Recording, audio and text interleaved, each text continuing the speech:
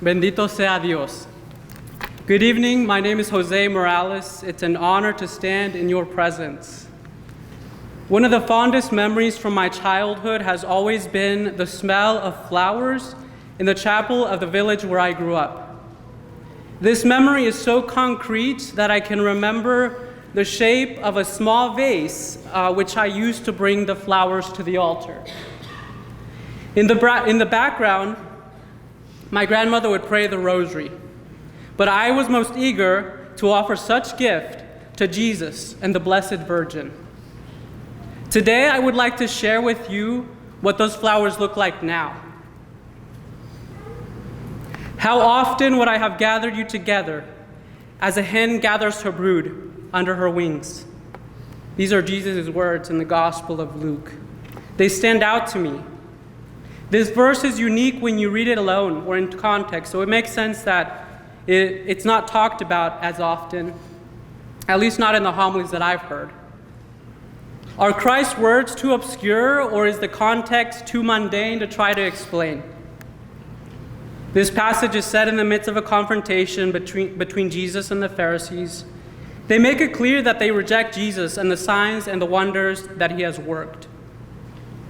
While Christ laments, he also reveals the fact that he does not merely seek acceptance, but that above all, he desires a relationship with us. The God of the universe desires to be in communion with us. His embrace, his wingspan, extends beyond all reach.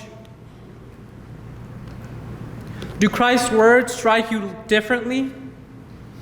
They do me. Because sometimes it is difficult to remember that, like a mother hen, God loves us. His affection for us is not always magnificent, but it is always near. Chicks can only go so far before the mother hen will gather them up under her wings.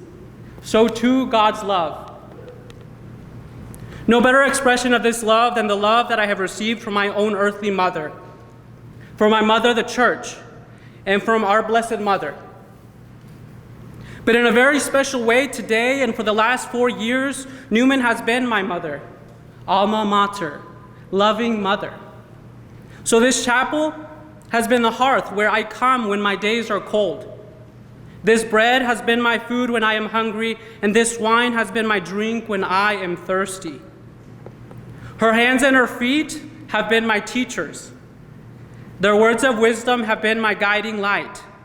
I have never felt so loved and so embraced by so many of you. Thank you, Dr. Umberger, for trying to teach me Hebrew, the Hebrew name for God, Elohim, Eloah, on a random paper towel that you found after class. I hope you remember that. Thank you, Dr. Brungard, for standing out in the cold for what seemed like hours so we could finally understand first principles or something metaphysical like that. Thank you, Dr. Crane and Professora Bontrager, for bringing tea to class on dreary days. This is God's affection in the ordinary. This is love incarnate, Christ's hands and feet. Remember the flowers of my childhood? I have smelled them here before. I smell them here today, and in the back, there's a little corner back there for Santa Maria de Guadalupe. I ask you to stop by and say a prayer for us.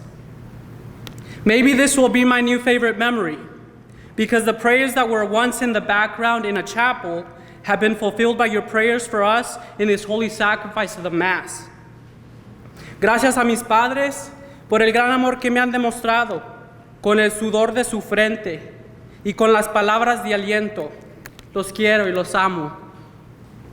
On behalf of the class of 2023, thank you. Thank you, dear friends, so many of you, the Lyons family for me, who has loved me so dearly.